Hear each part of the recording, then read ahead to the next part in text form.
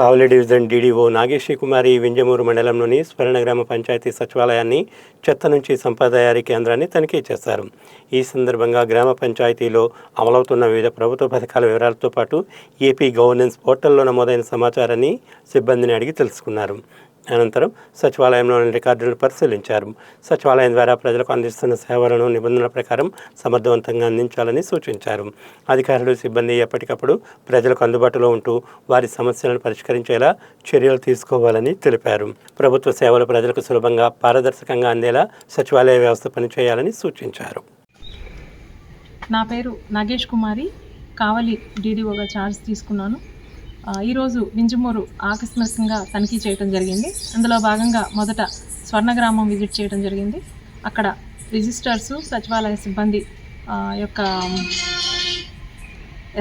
SG activities అంటే స్వర్ణగ్రామం యొక్క activities అన్నీ కూడా చెక్ చేయడం జరిగింది. సంతృప్తికరంగా ఉంది.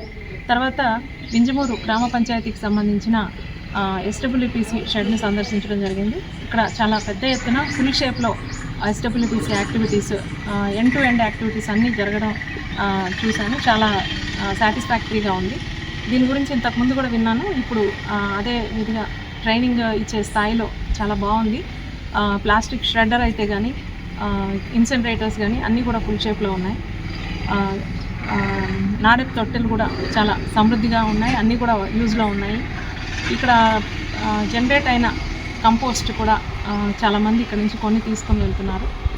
ఆహ్లాదకరమైన వాతావరణంగా ఉంది. ఇది ఎస్డబ్ల్యూపీసీ కంటే కూడా ఒక ఆహ్లాదకరంగా ఇక్కడ కాసేపు ఉండి స్పెండ్ చేసి వెళ్ళే విధంగా మొక్కలు కూడా బాగా నాటారు. ఇంకా కూడా ఫుల్ షేప్లో మొక్కలు అవన్నీ తీసుకున్న నెక్స్ట్ రాబోయే సీజన్లో కూడా పండ్ల తోటలు అవన్నీ కూడా పెట్టడానికి ప్లాన్ చేస్తున్నట్టుగా డిప్యూటీ ఎంపీడీఓ రామారావు గారు చెప్పారు. సో ఆ దిశగా అడుగులు వేస్తామని తెలుపుకుంటున్నాను.